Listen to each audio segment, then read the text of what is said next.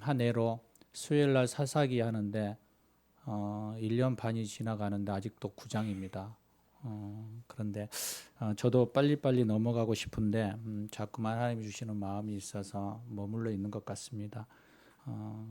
그럼에도 불구하고 하나님이 여러분에게 주시는 말씀을 또 계속적으로 받고 또 하나님이 주시는 마음 안에서 여러분이 하나님을 점점 더 알아갈 수 있는 그러한 시간이 되기를 소망합니다. 독일 루터교회 목사이자 신학자이며 반나치 운동가이기도 하죠. 그 시대에 고백교회를 설립한 사람 중에 한 사람인 디트리트 본 헤퍼 목사님이 계십니다. 그는 우리가 잘 알고 있는 아돌프 히틀러를 암살하고자 하는 외국 첩보국이 세운 계획이 720 음모에 가담하였습니다. 그러다가 1943년 3월에 게슈타포에게 체포되어 감옥에 갇히고 그 증거가 발견되어져서 그는 결국 플러센부르크 수용소에서 1945년 4월에 38세라는 젊은 나이에 교수형에 처해서 죽게 됩니다.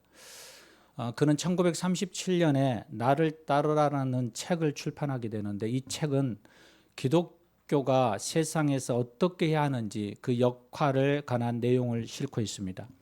이 책에 보면 한 단어가 우리 안에 큰 울림이 있습니다. 바로 값싼 은혜라는 단어입니다. 여기서 말하는 값싼 은혜는 죄에 대한 고백이 없는 성만찬.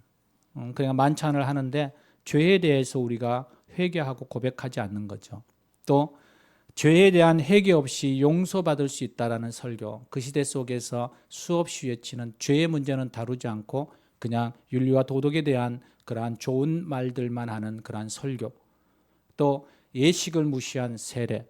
예식하지 않고 그러한 성례식에 대한 부분들은 무시하고 세례만 주는 그러한 모습들. 또 회개가 없는 면죄의 확인. 사람들이 회개하지 않았음에도 불구하고 그들의 죄가 용서받을 것이라고 말하는 면죄부와 같은 그러한 모습들이 있었던 거죠. 그래서 그리스도의 제자로서의 삶이 없는 신앙은 그가 이렇게 얘기합니다. 싸구려 신앙이라고. 그리스도를 따름이 없는 은혜, 그리스도를 따른 고난이 없는 은혜, 성육신의 실천이 없는 은혜, 이러한 것들은 값싼 은혜라고 이야기합니다. 38세의 젊은 나이에 순교를 당한 이 젊은 신학자 본 헤퍼는 값싼 은혜가 우리 교회의 치명적인 원수다라는 말을 수없이 외치다가 죽었습니다. 우리 교회 번성교회를 포함해서 지금의 교회들에게 있어서 나타나는 치명적인 죄가 천명적인 적이 있다면 그것은 바로 이 값싼 은혜일 겁니다. 우리가 이 값싼 은혜를 버리고 값비싼 은혜를 누리기를 원한다면 저는 두 가지를 전제해야 한다고 생각합니다. 하나는 먼저 예수가 우리 가슴 깊이 새겨져야 한다는 거예요. 기복사상으로 복만 받겠다라는 식으로 생각하고 예수가 없는 성공, 예수가 없는 번영만을 목적으로 신앙생활을 한다면 그것은 잘못된 신앙입니다. 두 번째로 값비싼 은혜는 십자가가 있는 은혜입니다. 예수님은 은혜는 말하고 복을 말하고 영생을 말하지만 절대적인 것이 하나 있습니다. 그것이 바로 십자가입니다. 십자가가 있을 때 영생이고 십자가를 통해 구원이고 십자가를 받아들일 때 속죄가 있는 것입니다. 십자가가 없는 은혜를 구하는 마음 그 자체가 얼마나 잘못된 것인지를 우리는 알아야 합니다. 우리나라가 이곳에 곳곳에 십자가가 세워진 것 가장 큰 이유를 들라면 저는 주저하지 않고 이렇게 말합니다. 수없이 여러분에게도 이 얘기했을 것입니다. 만일 내게 줄 수 있는 목숨이 1000개가 있다면 나는 이 모든 목숨을 조선을 위하여 바치겠다라고 이렇게 말하면서 나를 이 땅에 묻어달라라는 그 마음으로 헌신한 선교사들이 있었음을 말합니다. 그리고 일제강점기 때와 전쟁을 통하여서 예수로 인해 얼마나 많은 사람들이 순교를 당했는지 우리는 잘 알고 있습니다. 지금도 예수 때문에 많은 나라 각 지역에서 숱한 고난과 순교를 각오한 수많은 예침들이 있습니다. 이것이 바로 예수가 있고 십자가가 있는 은혜의 삶입니다. 세상은 이것을 보고 저주라고 말할 수 있을 것입니다. 왜 고난을 사소해서 가냐고 말할 것입니다. 넓은 길이 있고 좋은 길이 있고 성공이라는 가도의 길이 있는데 왜 굳이 고난이라는 가시밭길이라는 그 길을 고집해서 좁은 길을 걸어가려고 하느냐고 물어볼 때도 있을 것입니다. 그런데 우리는 주님 안에 있는 우리에게는 이것이 은혜인 것이기에 우리는 가는 것입니다. 이것이 값비싼 은혜입니다. 바로 은혜가 오늘 16절에 이렇게 말씀하고 있습니다. 은혜 위에 은혜다고. 이것이 우리에게 있는 진정한 은혜입니다. 사랑하는 여러분, 16절을 보면 우리가 다 그의 충만한 데서 받으니 은혜 위에 은혜더라. 이 말씀 속에 독생자 되신 예수님이 어떤 분이신지를 분명하게 말씀하고 있습니다. 바로 예수님은 충만한 분이라는 거예요. 다시 말해서 예수 안에 세상의 모든 충만함이 다 있다라고 말하고 있는 것입니다. 골로새서 1장 19절에 보면 아버지께서는 모든 충만으로 예수 안에 거하게 하셨다라고 말합니다. 2장 3절에 그 안에 즉 그리스도 안에 지혜와 지식의 모든 보화가 감추어져 있다라고 이야기하고 9절에 나아가서 그리스도 안에는 신성의 모든 충만이 육체로 거하신다라고 증거하고 있습니다. 이 말씀을 보면 예수 안에 무엇이 있다라는 거예요. 세상에 필요한 것이 다 있다라고 말하고 있는 거예요. 고갈되지 않는 충만함이 예수 안에 있다는 것입니다. 제가 목회에 대한 부분에 대해서 물어본다면 저는 저수지와 같은 목회를 하고 싶습니다라고 항상 이야기합니다. 왜냐하면 제 안에 물이 가득 채워져 있을 때 다른 사람들에게 흘려보낼 수 있거든요. 내 안에 가득 채워지지 않는다면, 물이 고갈되어 있다면 어떻게 다른 사람들과 다른 영역 속에 물을 흘러보낼 수 있을까요? 그래서 여러분들에게 수없이 말씀하는 것은 내가 먼저 예수를 만나야 되고 내가 예수 안에 거해야 되고 내가 성령 안에 충만해질 때 우리는 다른 사람들에게 충만함을 흘러보낼 수 있다는 거예요. 예수 앞으로 나아가면, 예수 앞에 우리가 서면 우리가 얻을 수 있는 모든 것을 다 얻을 수 있다라고 주님이 말씀하시기 때문에 그렇습니다.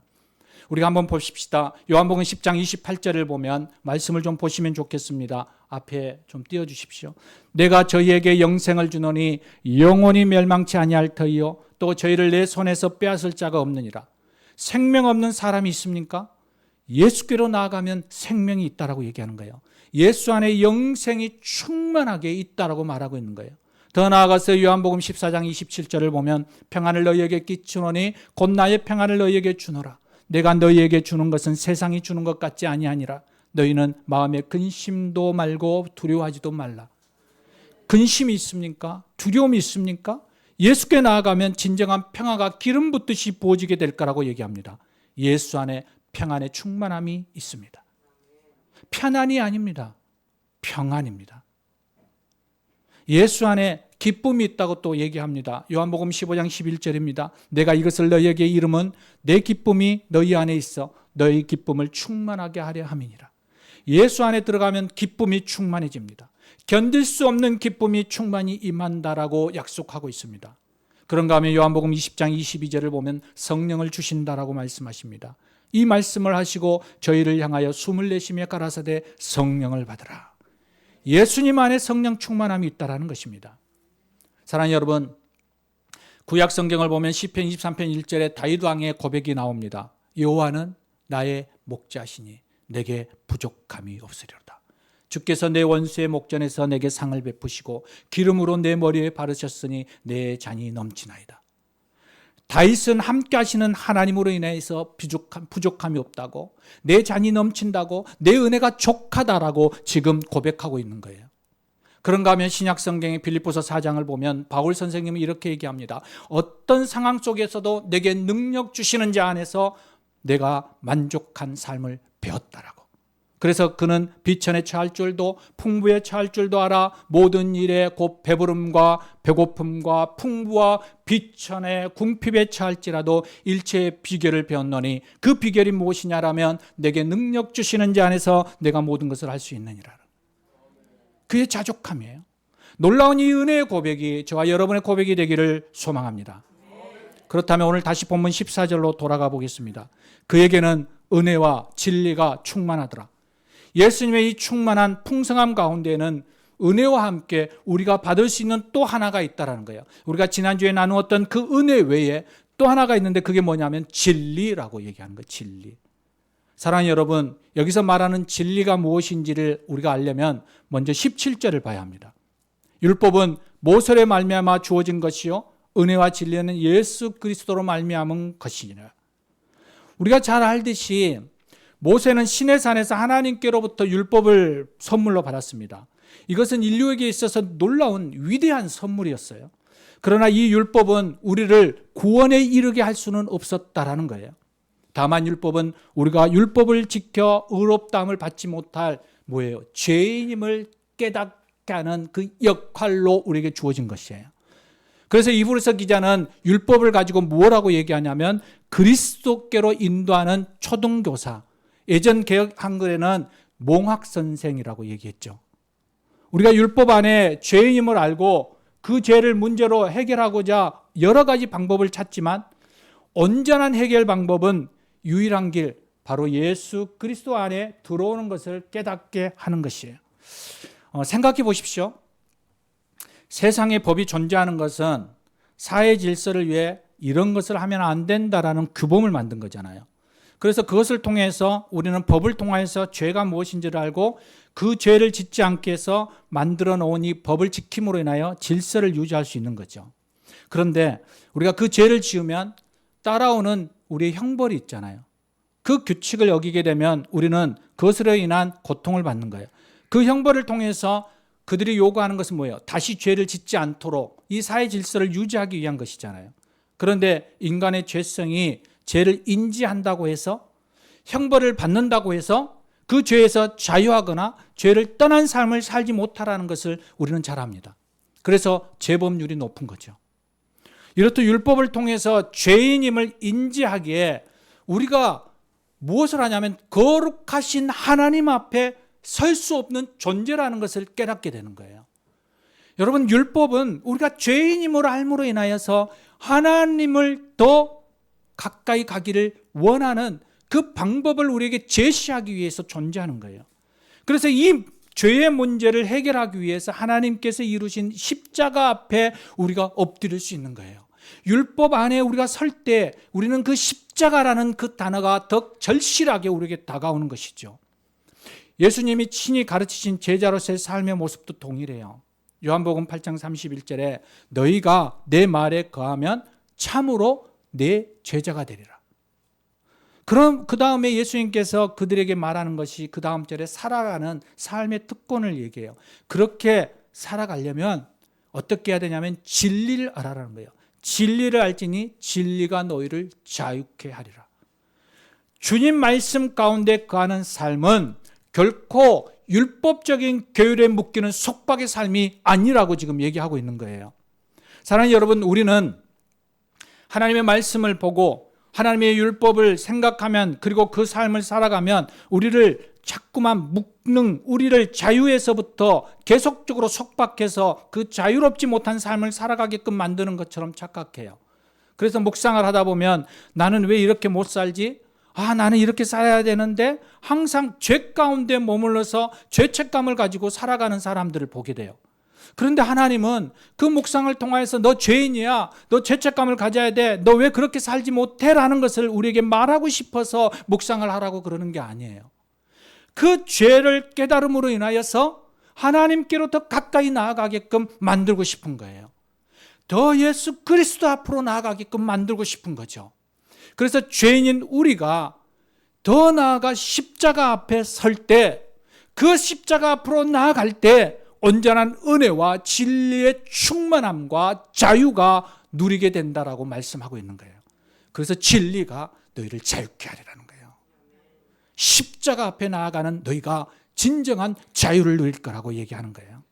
사랑하는 여러분, 진리를 상실하고 방황하고 있는 오늘의 시대에 안에서 진리 안에, 즉 예수님 안에서 자유의 삶을 사는 이 특권을 여러분 묵상해 보시기를 원합니다.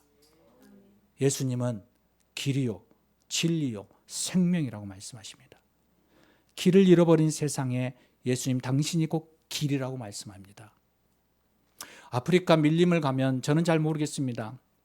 길 안내자들이 막 나무를 치면서 길을 만들어 간대요. 성경 방문자들이 묻습니다. 길을 찾아서 가야지 왜 그렇게 없는 길을 만들어 가시냐고 물어보면 그들이 이렇게 얘기합니다. 내가 곧 길이다고. 내가 곧 길이다고. 길을 만들어 간다라고요. 여러분 얼마나 힘들겠습니까? 그런데 주님은 말씀하십니다. 내가 길이라고, 나를 따라오라고. 그냥 예수를 따라가면 된다라는 거예요. 진리를 상실하고 방황하는 오늘의 세상에서 예수님은 당신이 진리라고 얘기하는 거예요. 이 세상에 수많은 진리들이 있고 수많은 그러한 우리의 사상과 우리 안에서의 이념들을 이야기하지만 주님은 여전히 동일하게 우리에게 말하고 있는 것은 내가 진리라고 얘기하는 거예요. 그분이 바로 진리 자체이고 진리의 기준이고 그분 안에 모든 진리가 충만하다라고 얘기해요. 그래서 진리, 그 예수님 한 분으로 만족한다라고 얘기할 수 있는 거예요. 사랑하는 여러분, 진리에 목마르십니까? 바울 사도는 골로새서 2장 3절에 그 안에는 지혜와 지식이 모든 보화가 감추어져 있느니라. 예수님 앞에 지혜와 지식의 근원 되신 그 진리의 예수님 앞에 나오면 우리는 그것을 발견하게 된다는 거예요. 그러므로 사랑하는 여러분, 주님 안에 거하십시오. 그러면 충만한 은혜를 덧입고 온전한 진리의 길을 춤추며 풍성한 삶을 걷게 될 것입니다. 이것을 믿음으로 반응하시기를 원합니다. 세상의 수많은 그러한 가짜의 진리가 아닌 온전한 진리, 세상의 수많은 가짜 신이 아닌 참신, 그분 앞에 우리가 묵도하며 나아가기를 소망합니다. 또한 예수님은 이 풍성하고 충만한 삶을 주고 싶어 하십니다. 그런데 이 충만함에 대한 증언이 오늘 본문이잖아요. 14절과 16절. 말씀이 육신이 되어 우리 가운데 거하시며 우리가 그의 영광을 보니 아버지의 독생자의 영광이요 은혜와 진리가 충만하더라. 우리가 그의 충만한 데서 있으니 은혜 위에 은혜더라. 하나님, 그리고 하나님의 아들 예수 그리스도는 풍성하고 충만한 분이라고 말씀하고 있습니다. 그런데 우리가 하나님 안에 거하고 있잖아요. 우리가 주님 안에 지금 살아가고 있잖아요. 그리고 그 주님과 함께 동행하며 살아가잖아요. 그런데 여러분, 충만한 삶을 누리고 계신가요?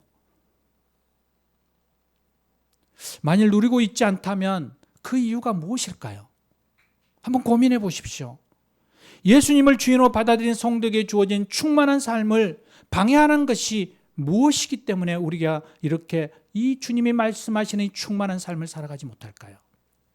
사람은 이 세상을 살아가면서 성공이라고 편안이라고 어떠한 부분에서는 만족한 권력 가운데 살아가려고 얘기하지만 그러나 주님은 우리에게 한 번도 그런 것들을 주겠다고 말씀하시지 않아요. 주님은 그것을 충만하게 우리에게 주시겠다고 말씀하시지 않았어요. 우리에게 주시는 것은 우리 안에 주님이 주시는 평안과 주님이 주시는 소망 가운데 서기를 원하시는 거죠. 이 충만함의 관계를 깨트리는 것, 바로 이 세상의 거짓 메시지 안에 우리가 들어가는 이 치명적인 것이 바로 뭐냐면 죄입니다. 죄. 이사야 6장을 보면 이사야 선지자가 성전에서 하나님의 영광을 보거든요. 그리고 천사들이 다 찬양을 합니다. 3절을 보니까 이렇게 나와요. 말씀 좀 올려주세요.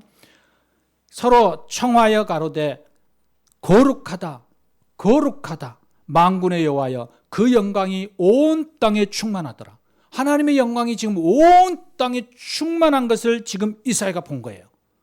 그 하나님의 영광을 보았어요. 그리고 그가 어떻게 반응한가요? 자기의 죄 때문에 하나님의 영광을 동참할 수 없다는 사실을 깨닫게 돼요. 5절이에요. 바로 그때에 내가 말하되 화로다, 나여 망하게 되었도다. 나의 입술이 부정한 사람이요 입술이 부정한 백성 중에 거함으로 만군의 여호와의 왕을 배웠습니다. 하나님의 영광을 사라지게 만드는 것이 무엇이냐고 얘기했을 때 이사야는 죄라는 것을 얘기해요.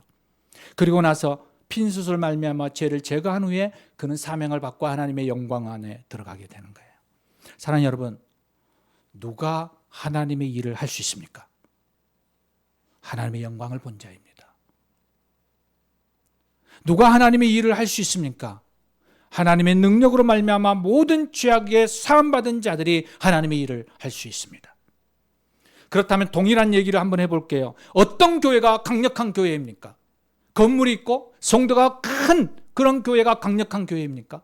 힘이 있는 교회입니까? 아닙니다. 성경은 분명하게 이야기합니다.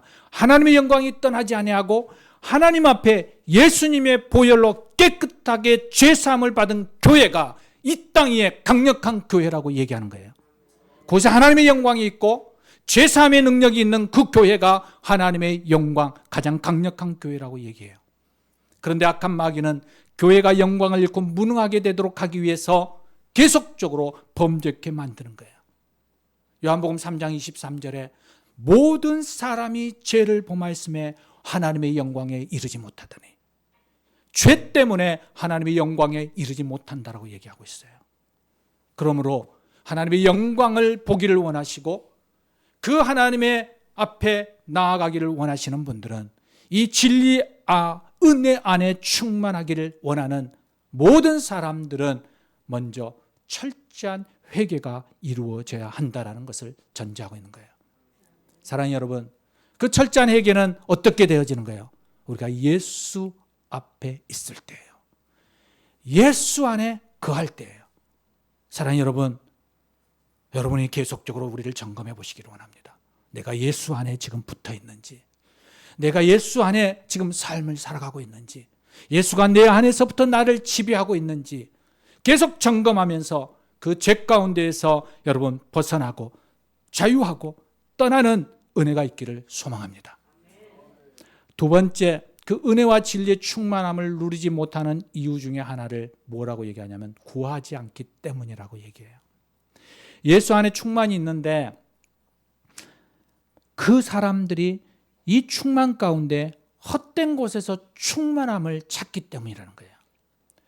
야고보서 4장 2절에 너희가 욕심을 내어도 얻지 못하고 살인하며 시기하여도 능히 취하지 못하나니 너희가 다투고 싸우는도다. 너희가 얻지 못함은 구하지 아니하였기 때문이라.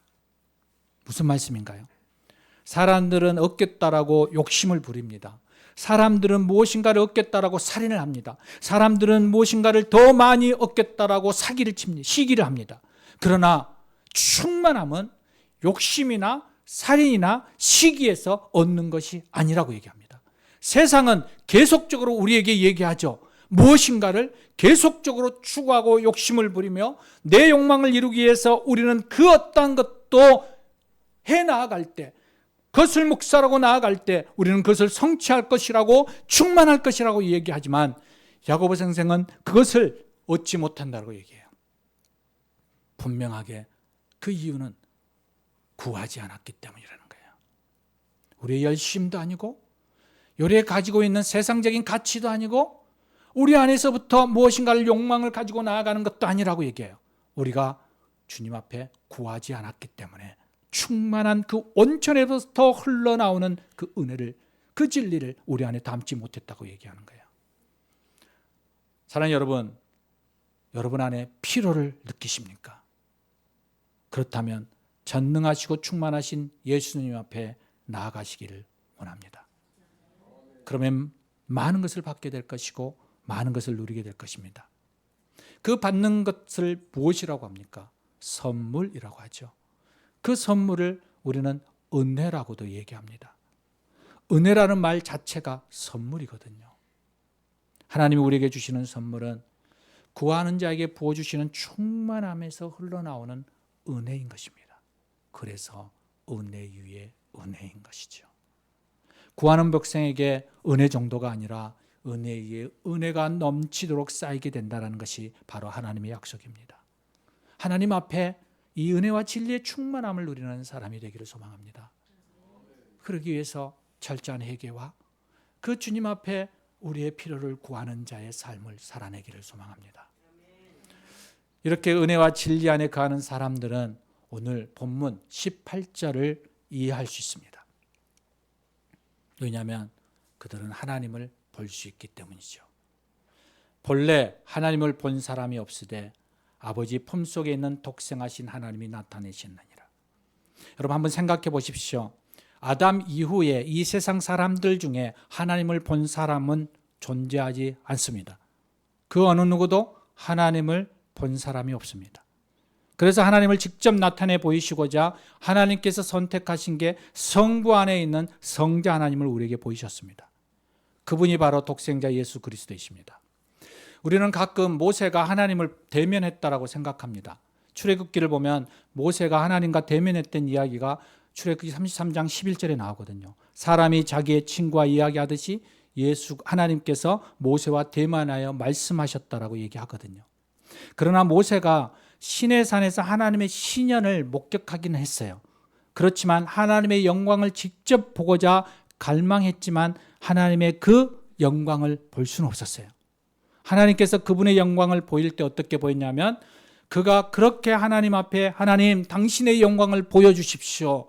제발 좀 한 번만 볼 수 있게 해주십시오 라고 얘기할 때 하나님께서는 자기를 보면 살 자가 없기 때문에 잠시 모세의 눈을 가리고 그것을 지나쳐 그 하나님의 영광의 등만을 뒷면만을 보여주시는 거예요. 여러분 하나님을 보고 죄 있는 사람은 살아날 수가 없어요. 그래서 아담이 죄 짓기 전에 하나님을 볼 수 있었던 거죠. 그러나 그가 죄로 인하여서 하나님과 구별된 이유는 그도 하나님을 볼 수 없는 거예요. 이 땅에 그 어느 누구도 하나님의 영광을 볼 수 없어요. 그래서 태초에 하나님과 함께 계셨던 그 예수님이 아버지의 품속에 있었다라고 얘기해요. 그리고 그 품속에 있었던 예수님이 하나님을 나타내 보일 수 있는 유일한 분이라고 이야기하는 거예요. 그리고 그분이 하나님의 모습으로 이 땅에 오신 거죠. 그래서 요한복음 6장 46절에 무리들이 질문하는 가운데 아버지를 본 자가 있다는 것이 아니라 오직 하나님에게서 온 자만이 아버지를 보았다는 거예요. 누구예요? 예수님이죠. 하나님을 본 자만이 하나님을 보았다는 거예요.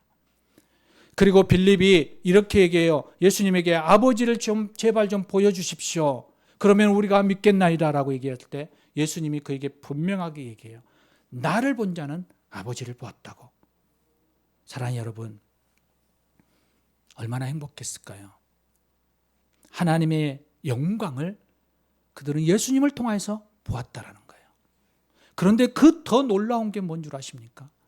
그 더 놀라운 것이 오늘 1절 말씀과 18절 말씀이 연결되어 있다는 거예요. 한번 보시죠. 태초에 말씀이 계시니라. 이 말씀이 하나님과 함께 계셨으니 이 말씀은 곧 하나님이시니라. 아멘. 바로 예수님은 하나님의 말씀, 즉 로고스라는 거예요. 하나님을 알 수 있는 길은 단 하나, 하나님의 품속에 있는 그분 아버지의 독생자의 예수님을 보는 것이고, 그 예수님을 보지 못한 이들은 하나님의 말씀을 듣고 보는 그 순간 하나님을 볼 수 있다라고, 그 영광 가운데 들어갈 수 있다라고 지금 말씀하고 있는 거예요. 사랑하는 여러분, 오늘 우리가 하나님을 보기를 원하십니까? 그 하나님의 영광 가운데 나아가기를 원하십니까? 그렇다면 그 하나님의 말씀 앞에 나아가십시오. 그 말씀이 예수 그리스도 안에서 하나님을 보게 하실 것입니다. 사랑하는 본성가족 여러분, 율법은 죄 영매여 우리의 삶을 알게 하는 어둠이라면 하나님의 독생자 예수 그리스도는 죄에서 자유케 하는 빛, 유일한 빛이심을 깨닫게 됩니다. 오직 하나님만이 하나님을 나타낼 수 있었기에 하나님이신 독생자 예수님이 2000년 전에 보이시고 지금 우리에게 말씀으로 당신을 나타내 보이신 것입니다. 오늘 우리가 말씀을 통해서 그 거룩하신 하나님을 배우게 될 때 우리는 그분의 영광을 누리게 될 수 있다는 것입니다. 오늘 하나님의 말씀을 더 가까이 하십시오. 그 말씀 앞에 머무르십시오. 그 말씀이 내 안에 가득 채워지도록 묵상하십시오. 하나님을 더 깊이 알아갈 때 그 하나님을 우리는 더 자세히 볼 수 있게 되시는 것입니다. 이 놀라운 은혜와 충만한 진리인 예수 그리스도 안에 여러분을 초대합니다. 예수 안에 누리는 풍성하고 충만한 은혜 위에 은혜의 자리에 우리가 함께 걸어가십시다. 그 하나님의 독생자이신 예수님을 경험하고 그 말씀 가운데 우리가 머물며 그분의 영광 가운데 우리가 서서 그분을 증거할 수 있는 그리스도의 삶, 은혜가 진리가 충만한 그리스도인의 하나님의 독생자 예수 그리스도인의 제자요 그 삶을 살아가는 저와 여러분 되시기를 주님의 이름으로 축원합니다. 우리 함께 기도하시겠습니다. 오늘 주님은 우리에게 분명하게 말씀하십니다. 태초에 하나님과 내가 함께 하였다고. 그리고 이 땅에 내려와 너희와 함께 아버지의 영광, 그 영상을 보여주었다고. 그리고 이제 내가 말씀 가운데 그 영광을 너희에게 보여주겠다라고 말씀하십니다. 주님 보고 싶습니다. 주님 알고 싶습니다. 하나님의 영광 가운데 내가 더 깊이 들어가고 싶습니다. 주의 말씀 안에 거한 삶이 되게 주시옵소서. 오늘 말씀을 생각하시면서 우리 함께 기도하시겠습니다. 주님, 그렇습니다. 주님, 말씀이 육신이 되어 우리 가운데 오셔서 그 하나님을 보게 하여 주시니 감사합니다. 하나님, 주님을 보듯이 하나님의 영광 가운데 나가게 하시고 그 말씀이 내 안에 오셔서 주님 당신을 보여주게 하시고 그 하나님의 영광을 내 안에서부터 경험할 수 있게 하여 주시옵소서. 오 주님 감사합니다. 내 당신을 인하여 성령님 다스려 주시옵시고 성령이 함께하여 주셔서 아버지의 말씀이 육신이 되신 그 주님을 보고 그 하나님의 영광 가운데 나가는 삶이 되게 하여 주시옵소서. 주님 감사합니다. 오늘도 우리 가운데 오셔서 말씀으로 당신의 영광을 보여주시고 경험케 하여 주시니 감사합니다. 하나님, 우리의 매일의 삶이 주님의 영광을 드러내는 반사체와 같은 삶으로 살아내도록 도와주시옵소서. 우리 주 예수 그리스도의 이름으로 기도합니다. 아멘, 아멘. 우리 찬송가 462장 함께 찬